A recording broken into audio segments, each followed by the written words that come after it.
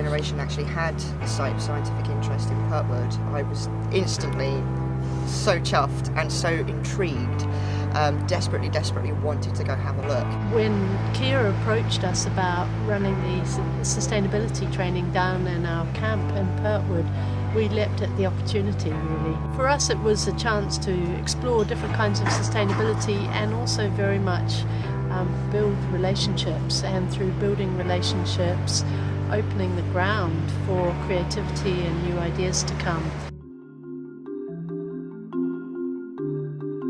What is sustainability? Well, the good news is that a sustainable world already exists all around us and has done for billions of years. I guess our challenge is to work out our place in the world, both individually and as a corporation. It's about living a full, happy and healthy life, a life of meaning, and that transfers very well to the business, because that's exactly what the business wants for everybody. We have a little catchphrase that you can't manage what you can't measure. Well, you can't manage sustainability if you don't understand how to measure it, and you can't measure something if you don't understand where it comes from.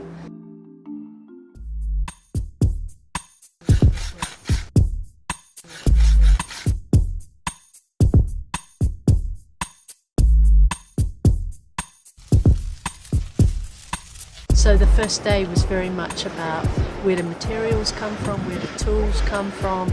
It's a Neolithic landscape, so you can see the markings of people who lived 8,000 years ago and how they must have lived, and tried to imagine that. I think in terms of taking stuff back to site, maybe a bit more understanding and awareness of the things that are around us, the bigger picture.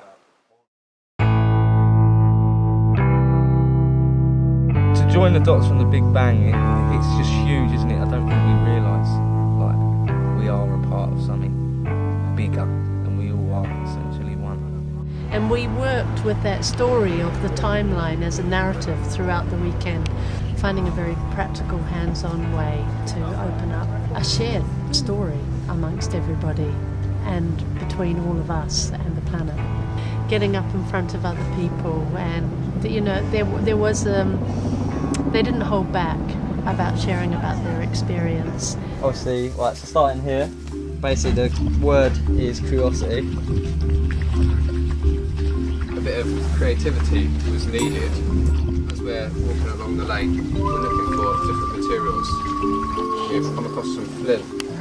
We've found ourselves some wood. We're thinking about ideas of what we could make to help us.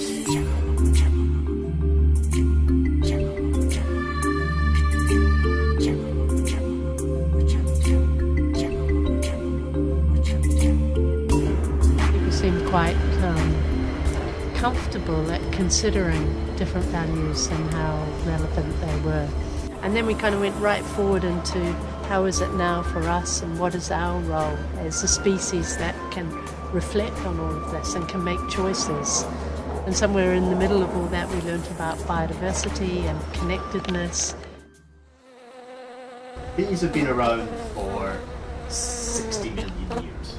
It's been a long time. Now, why is the honeybee different to the 20,000 other species of bee?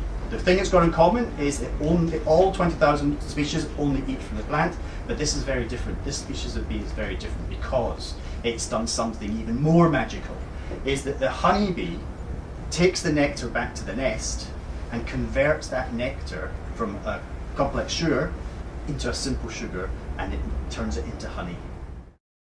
It's just the link between teamwork and the team ethic that bees have, and how they construct the hive, and how they produce the honey. I just think it's got a real link to teamwork within the construction industry, and I think it's great.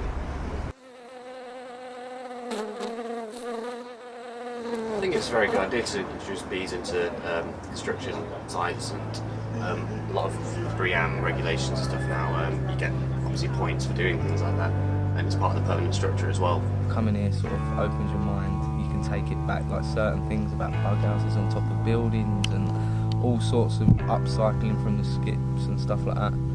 One of the ideas was putting a biodiversity garden on top of the cabins, growing that garden and handing that over to the client by that temporary biodiversity garden onto the permanent site. Sustainability isn't just about compliance.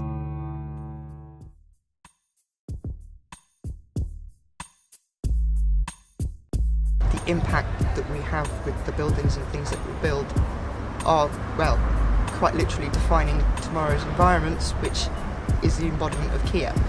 A profound level of care and sense of responsibility, and that's really nice to see, that feeling, okay, we're part of an industry that is making a big footprint on the planet, is having a difference, and there was a sense that it was possible the construction industry could become an army for good, and this was the next generation fired up by that.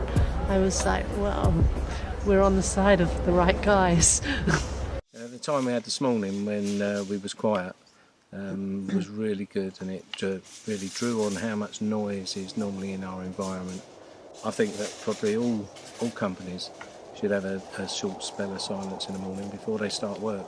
Today when we've gone and looked over that land, that walk, like, you just think, wow, there's so much more to appreciate of the world that's here naturally rather than the things that are being given to us. It'll be good to go back to the company and say, well, yeah, I think you really should run this. It's, you know, and take some of it back because it's helping the company as well to develop. So Pertwood was excellent forum for getting that message across, and for reinforcing in our younger generation that as a company we do take environmental awareness and sustainability importantly.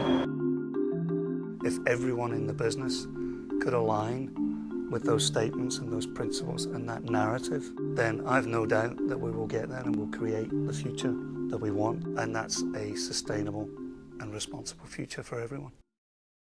There's a lot of questions unanswered, of course, but who knows, only time will tell.